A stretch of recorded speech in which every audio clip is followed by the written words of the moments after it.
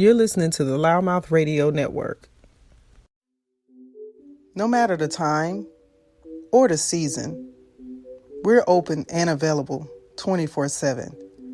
Shouldn't your dealership be too? Carumba.com, the convenient online used vehicle marketplace. Register your independent dealership now.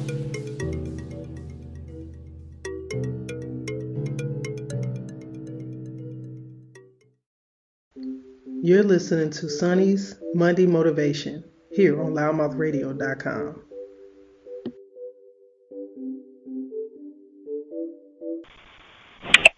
Greetings, guys. It is Sonny, and you already know I am prepared to give you guys a little bit of insight today, even if it is for just 10 or 15 good minutes, right? It's another Sonny's Monday Motivation, and today I'm going to get right to it because there's a lot of conversation that's been had over the last few days with some things that have been going on in the public's eye. And it's ironic, I had been thinking about, a lot of times I'll have my days prior to coming up into Monday to discuss, to think about what I want to discuss and, what comes to my mind, what comes to my heart, what am I dealing with that encourages me to speak on it. And so there's been this consensus, at least for me, over the last few months about choosing myself, or choosing you. And what that means and how that essence of things and those kind of decisions can, go across a range of medium of things that are maybe happening in your life around you. It may even be affecting other people in some form or fashion. But how do you continue to do that in spite of what others may have opinionation or thought processes behind, which they may not be aware what could be your motivation or what is the driving force for you to make certain decisions. And it's also something that I think is a good time to speak on in reference to somebody in the public that has been a lot of chatter the past few days, which is Deion Sanders, Coach Prime. If you have not been in the loop, I will give you a little bit of an update in regards to him, too, in this process of this conversation, because I think it gives an essence of what I'm speaking on in regards to just this topic of saying that there are times you have to make decisions that are not only affect you, but maybe be totally for your own good. And others may object, or they'll have something to say, or they'll maybe feel otherwise. And it becomes one of those things that, do you listen to all of that? Do you consider, what do you consider in those processes when you have those real important pivots in your life that you need to make certain decisions? So, Coach Prime, Hall of Famer, football and baseball player, played for the Braves, for the Falcons, 49ers, the Cowboys, and most recently, he's been just killing it as a coach for Jacksonville State University, a HBCU in the state of Mississippi, and he just made an incredible. He's coming off an incredible season with the Jackson State University football team, his team there, and nobody at this point can deny Coach Prime's abilities as a coach.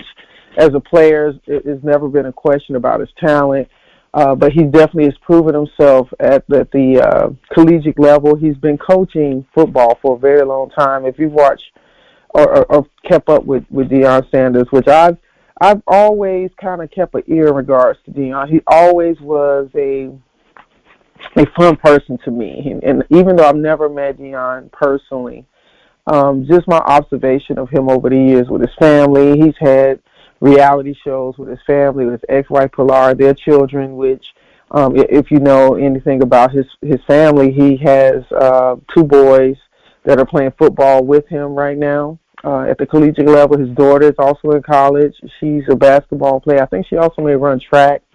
So this is an athletic family. And, now Deion has have had a partner in Tracy Edmonds. And they've been together for some time, and she supports his endeavors, and he supports hers. And so as a family unit, he's made such a phenomenal decision for so many other football players that have migrated to Jacksonville. Excuse me, I keep saying Jacksonville, to Jackson State, JSU, and signed scholastic scholarships and athletic scholarships to play for the team there. Transfer from other universities. Definitely put JSU on the map to be a contender, to the point they've won a championship. They've won.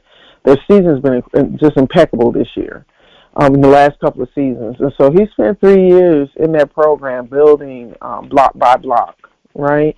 And building a team and a legacy in Jackson, Mississippi that nobody was paying attention to, and so they took a chance on Prime, and guess what? He stepped up and showed up and did what he needed to do, right?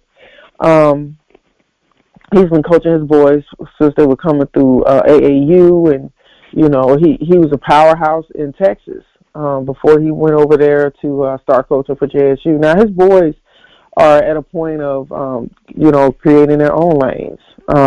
They also are a representation of what, as a father, which is something I wanted to talk on that I think a lot of people don't maybe think about, is Deion Sanders is not just a coach for JSU. He's also coaching his boys. He's also being a father and a guide and a leader to his family. And so recently there had been a lot of conversation being had about, whether Deion Sanders would continue to stay at JSU or other teams were, definitely courting him to come to their programs. And lo and behold, I believe that during the course of the week, he completed his season. The team came out on top for the tournaments and the championships.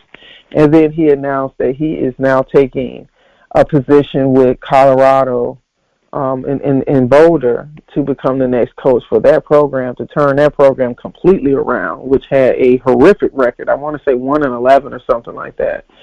And they've been losing for quite some time, and it is a Pac-12, university, football program, top dollar, top program. I had an opportunity to see a video of Coach Prime and his family arriving in Colorado, looking at the campus, going through for the first time, and them giving a warm reception for him becoming the next coach. And, the conversation of him leaving the program at JSU for, the salary, I believe, $300,000 to $500,000. Not quite sure which one is it. But even with that salary, he dedicated a lot of that salary to help that program get where he needed it to get to, right? And then he is now looking at a $29.5 million 5-year program opportunity with Colorado. So he's looking at $5 million plus a year. And if you have just taken any time to watch, or if you've been watching him, which I've been watching Deion probably just as much in his personal life over the last 10, 15 years, and his walk of his family and the things that he does in regards to the way he handles himself. And he's been a consistent dude. And I think, right now, in context, there are quite a few people that are angry with him leaving the HBCU program, now going over to a Pac-12, and they're trying to use his words, motivation, whatever you want to say in regards to his decision against him, because they feel like he's lured so many top recruiting young men from other programs to sign with JSU, which they did. But you think, if we stop and think about it, these boys that came over from wherever they came from, or choices they made, they came into a program that was a winning culture that was created right before their eyes. So did they lose anything, or did they gain everything to understand that you could take something from nothing and make it be what you want it to be, because you're dedicated and committed? I think that there's a lot of conversation about Deion and how he spoke highly about putting HBCUs on the map, and what teams like schools and teams like this can encounter if there's real support and recognition being put behind the program. Guess what? He proved his point.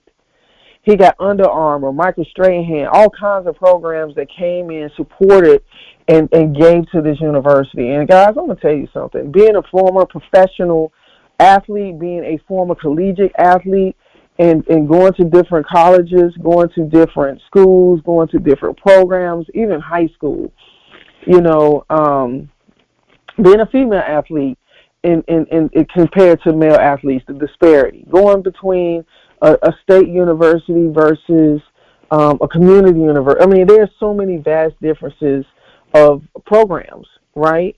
And so, I went to an art college. I went to SCAD, and I dealt with the school on a university level of an athletic, academic scholarship that I had to maintain along with being a student athlete.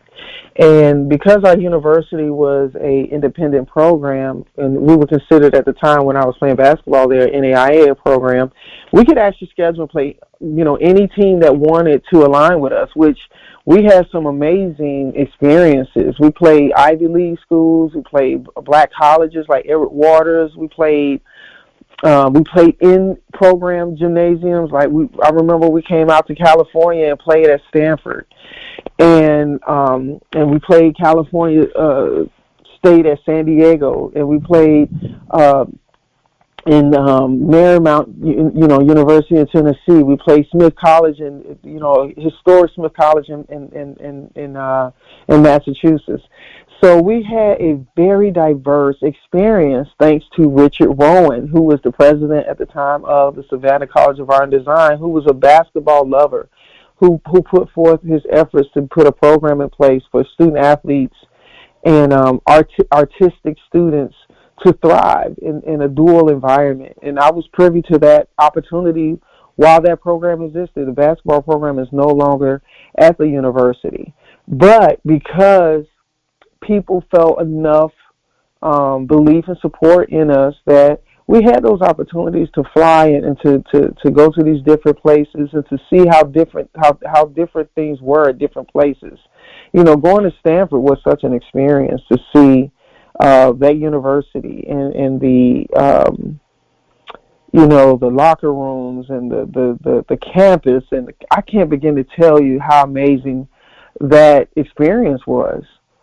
And for us, at the time we were, if you know anything about Savannah, we played at the Civic Center. The Savannah Civic Center was our home court, which is still an amazing thing for a small art university, a small art institute such as SCAD to provision for us. So it was like my own little Madison Square Garden experience at a collegiate level, playing in the Civic Center. Such a huge facility, but we did not have a home gym. We did not have a locker room that was dedicated to our space. We did not have a practice facility that was our own. I remember we would practice at the JEA, which is the Jewish Alliance Center in Savannah. That was where a lot of our 5 a.m., 6 a.m. workouts took place because we had a relationship built to allow us to be able to use their facilities as a practice facility. We used to run early in the morning in Forsyth Park, when it was pitch black outside, during our preseason workouts. I can remember going to the Armory in Savannah, and that was our practice facility, and we would scrimmage military teams, other Army teams, and I remember playing and scrimmaging against Savannah State when we would have opportunity to go to Savannah State's campus. We used to play Armstrong, so sometimes we'd go to Armstrong State University's campuses. Vast difference from Savannah State to Armstrong State, right there in the same city, right? And I think that first, let me just say to Deion Sanders, I want to congratulate him for such an achievement. And he has given every bit of himself to that program. He committed to that program. He committed to the university. Knowing Deion, he made a promise to the staff of the university, to the president, before he accepted that position, what he wanted to do. If you know Deion Sanders, he's unapologetic about his about his thoughts. He's committed to things that he says, and he likes to stand behind them and back them up. And I have a philosophy that I understand of the same, that I can show you better than I can tell you. And I think that he has shown and proven himself. And I think that for me, I totally stand behind his decision. I think it's a wonderful decision. It's a wonderful achievement. And if you don't truly understand, take the time and just go to JSU's, look up anything you can about Jackson State University in Mississippi, and then also go and look at, there's a video online right now on YouTube of Deion Sanders touring this facility. And you know what Deion is doing is walking a path that's way deeper than what most people want to admit. And he is opening up doors and opportunities that may never come, because you can't deny he is a black male athlete. He is a black male father. He is a black male coach, which he's defying the odds, which is what he started with the HBCU, and put them on the map, made them a contender, show that a program like that could elevate and be a powerhouse. He's brought power-ranking recruits and people who are looking to, scholastically and academically and athletically come into an institution and show that they have the ability to be trusted and believed in, and that these programs can put money behind their systems and know that these student athletes can soar, right? There's a whole class of young men that stood behind Deion Sanders each and every day on that football field that have no reason to hold their heads down. Now is the point where everybody's got a time to make some decisions, and I think there was something very important that was shared by his coaching staff, is that Deion can't be the only one. It takes a community, it takes a village to do this and to keep things going. We'll have a tendency to try to keep somebody locked into something because that's what we want. But what about what you want? What about when you have things that are internally a conflict because you get to a point where you've gone the distance of what you needed to do, and then there's a time when you feel like that you need to do something differently. And even if it does not look like it's going to be easy to do, or it does not look like it's going to necessarily be agreeable for those around you, but internally, you feel like it's time for you to do something differently. Now, I think that people are making it to be about, okay, the money. Let's be honest. Hell yeah, the money matters. This man played, and he has his money. He has whatever he's done and made those decisions in his life. He's also a person that wants to advance. One of the things I think that people tend to do is that we try to hold people on to certain levels that we wouldn't even hold ourselves accountable for. And I feel like a lot of times in the public eye, people who are on public stages, yes, they've agreed to be extraordinary. They made a decision to do something that the average person may or may not be able to successfully do. But that does not mean that they should not do the things necessary for themselves. That's what gets them to it. That's why he's prime. That's why he becomes Coach Prime. That's why he's Deion Sanders. That's why he's a Hall of Famer. That's why he is somebody who will always be recognized and respected, because he has shown and proven himself time and time again. And I think that we need to learn how to mind our business in the sense that we can respect somebody else's decisions when it comes to things. Does it make you feel some kind of way? It might. But look at the bigger picture, right? Look at the bigger picture. I tend to look at things on both sides of the equation, whether or not it benefits me. It may not always feel good. It may not always sound good. It may not always be the best interest, but for me, I do look at both sides. There's a coin that has two sides. Does the head mean more than the tail? Well, on the football field, they flip a coin to determine who's going to take possession of the ball. Right? Does the coin have a lack because one side is the head, the other side is the tail? No, it doesn't. It's just a determining factor of which direction things are going to go. And guys, if you live long enough, if you do enough to make decisions and choices in your life, if you're working towards greater things in your life, this is going to be something that you're going to have to get accustomed to, because it'll start happening more than not. And that is achievement. That is that stretch. That's that pull. That's that push. So these are the things that are real for each and every person. It's just that your level of dynamics is different. Are you a Hall of Famer? Have you done some of the things that Deion Sanders have done? Have you faced some of the things that he's faced? Have you made decisions that he's had to make over the years? I think the other thing dynamically that's so important about him right now is that he's also a father. He's coaching two boys that have an opportunity to be the next legacy in their families to go to the NFL. It ain't no secret.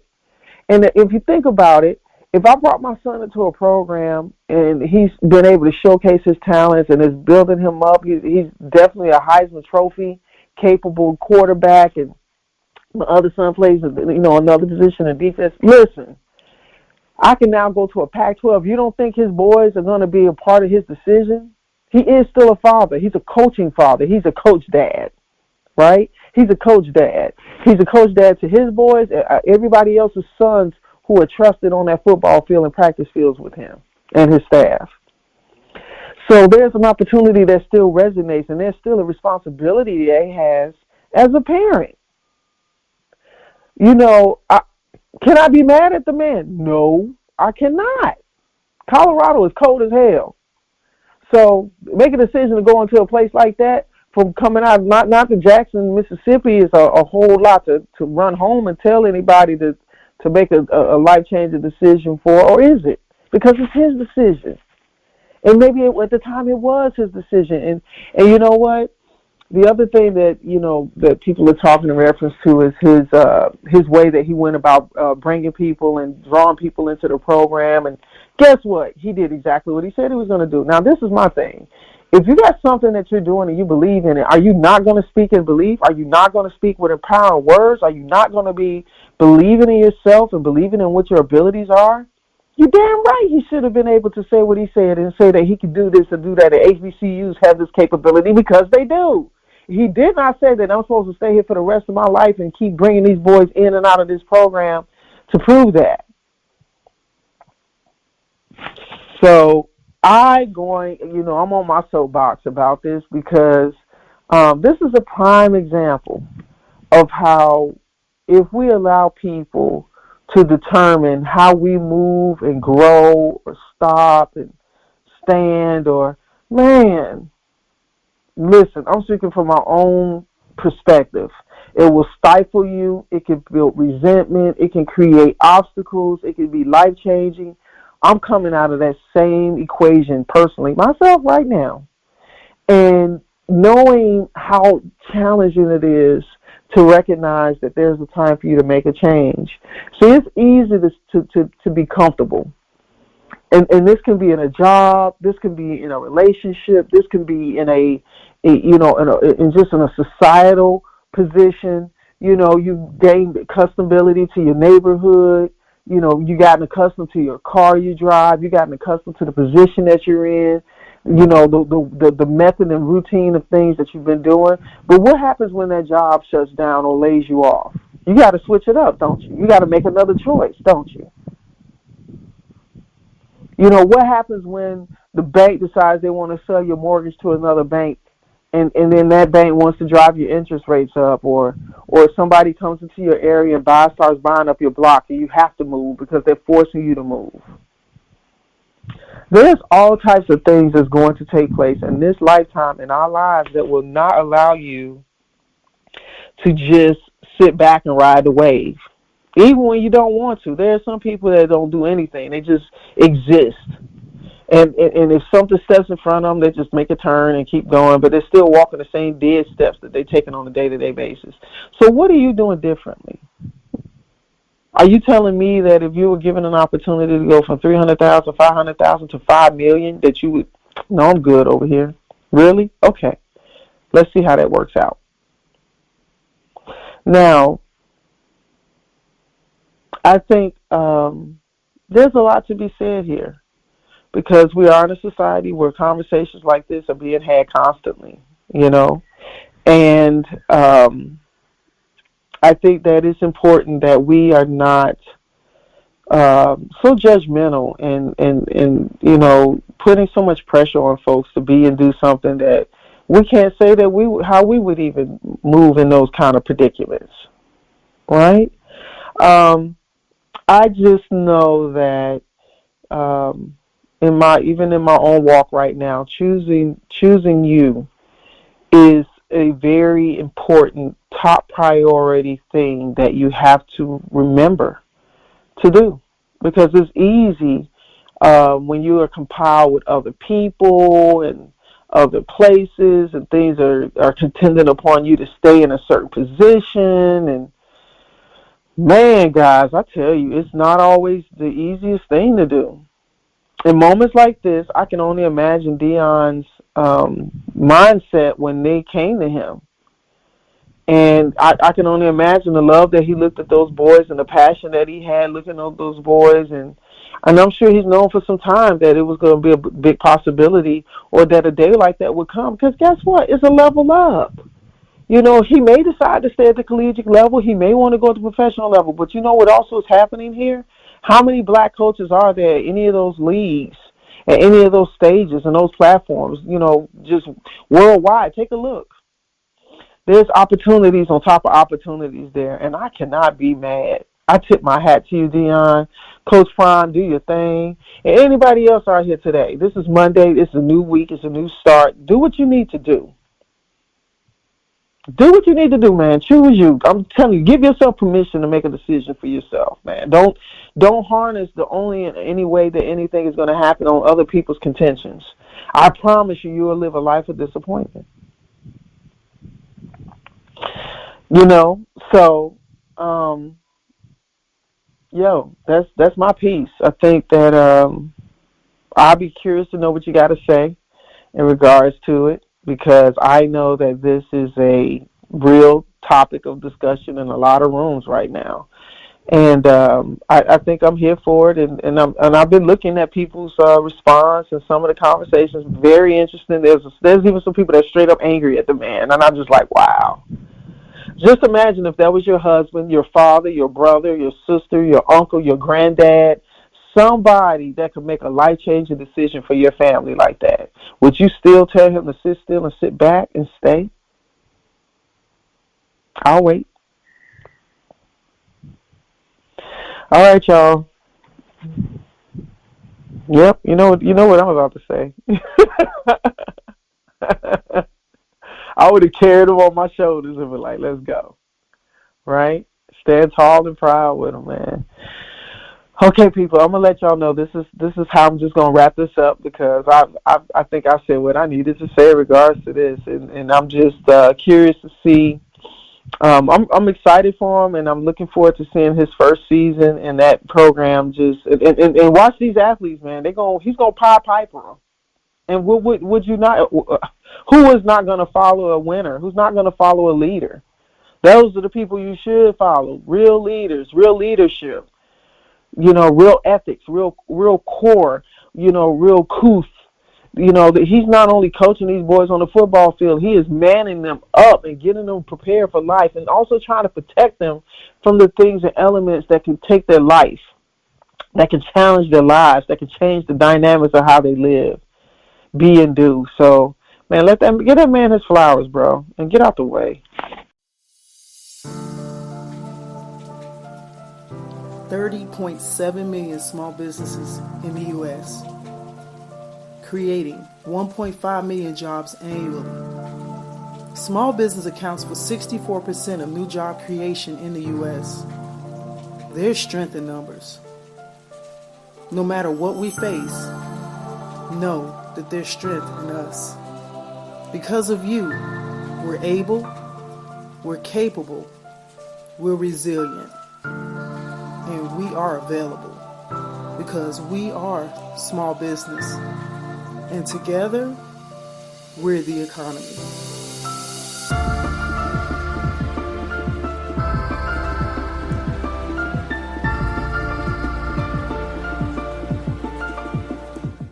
You're listening to the Loudmouth Radio Network.